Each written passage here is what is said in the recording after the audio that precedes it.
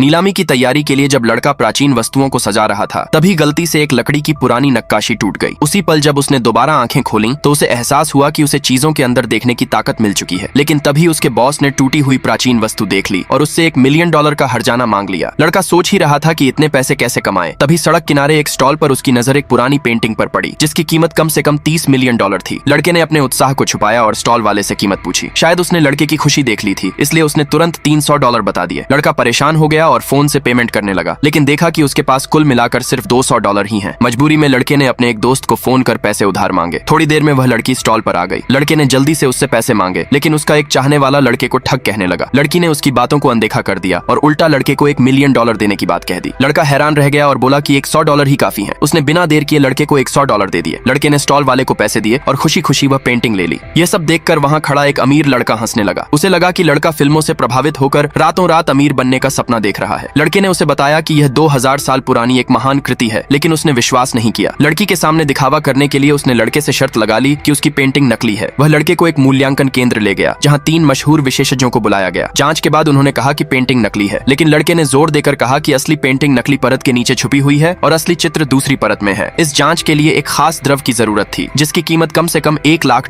थी। क्योंकि पेंटिंग सिर्फ $300 की मानी जा रही थी, इसलिए उन्होंने यह जांच करने से मना कर दिया और लड़के को बाहर निकालने के लिए सुरक्षा बुला ली। उसी समय लड़के की दोस्त ने उस पर भरोसा किया। उसने $1 लाख निकालकर विशेषज्ञों को दोबारा जांच करने को कहा। जैसे ही उस खास द्रव को पेंटिंग पर डाला गया, सब हैरान रह गए। नकली परत हट गई और असली चित्र सामने आ गया। तीनों विशेषज्ञ चौंक गए और बोले कि यह 2000 साल पुरानी एक महान कृति है, जिसकी कीमत कम से कम $30 मिलियन है। वह अमीर लड़का पूरी तरह हार चुका था और चुपचाप वहां से चला गया। बाद में मूल्यांकन केंद्र के मालिक ने पेंटिंग को $30 मिलियन में खरीदने की पेशकश की, लेकिन लड़के ने मना कर दिया। लड़के ने वही पेंटिंग उस लड़की को $1 मिलियन में दे दी। कभी कभी बिना शर्त भरोसा किसी भी दौलत से ज्यादा कीमती होता है। अगर आपको यह कहानी पसंद आई हो तो सब्सक्राइब करना मत भूलना।